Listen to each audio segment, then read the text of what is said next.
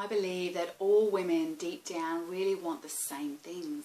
We want to be loved. We want to feel deeply appreciated. And we want to have a sense of purpose that fulfills our passion, that we feel that we're making a positive change in people's lives. And if you felt all these three things really, truly and deeply, how would your life feel different? Are you ever inhibited, or do you put the handbrake on due to fear that you might fail? Due to fear that you're just not enough? Do you have any self-worth issues? Does anyone not? Really? You know, even if you're on the beginning of your spiritual path, or if you're on the middle of your spiritual path, or if you're a teacher on the spiritual path, we all have self-worth issues. We're human beings. We're living a human existence. And sometimes the more work we do, the more we uncover, right? You know, what started off first that we couldn't see it, now we're seeing everything. We have emotions coming at us, you know, from the past to resolve and to deal with. Things in our body are moving through that we need to deal with. And we need the tools to be able to deal with them. Yeah, we can't keep shoving things on the carpet, doing the same thing, expecting things to move and shift and change.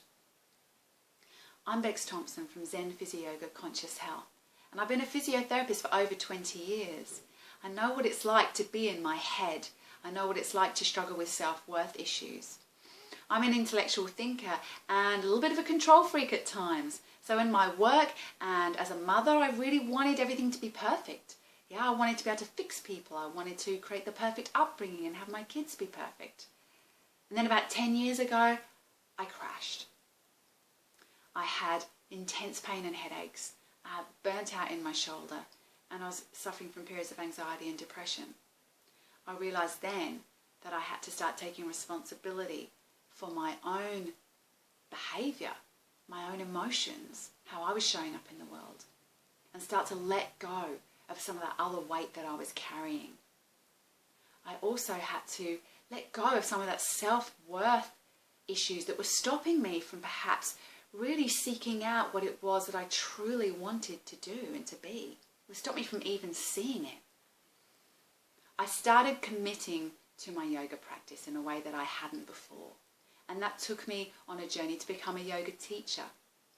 And that went such a long way in connecting me with my divinity and clearing a lot of that pain, well, all of the pain, the physical pain. Some of the emotional pain was residual, and obviously as we do this work, as I said before, things keep arising for us to be seen that we weren't ready to deal with before. And then the art of feminine presence came into my world.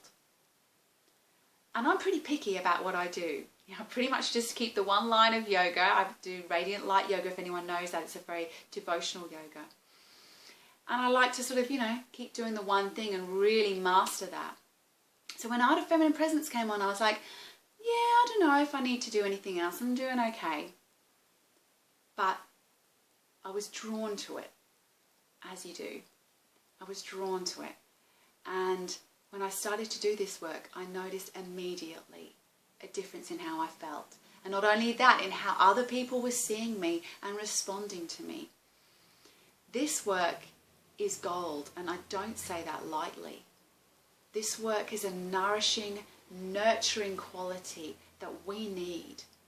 As women, we have a tendency to step into the masculine in an effort to be seen and be heard, and to put ourselves out there and to achieve in the ways that we want. And if we're not careful, we lose that beingness, that dance that we have as women. So if you're feeling like you've really lost some of that passion, lost your mojo, you find yourself struggling with the push-pull of doing and being, maybe you're seeing things showing up in your body like pain and stiffness in the upper half, hormonal challenges, or weakness and instability in the lower part of your body. It could be that you're really not getting in tune with your femininity, your feminine presence. Our feminine presence is the way that we can create a magnetic quality, if you like, to us, to our presence, to our energy. We don't have to try so hard. When we start tapping into this, life becomes more abundant, more flowing. The fear falls away as our self-worth builds up, and we can step out into the world in a brighter, fearless way. And that's very magnetic.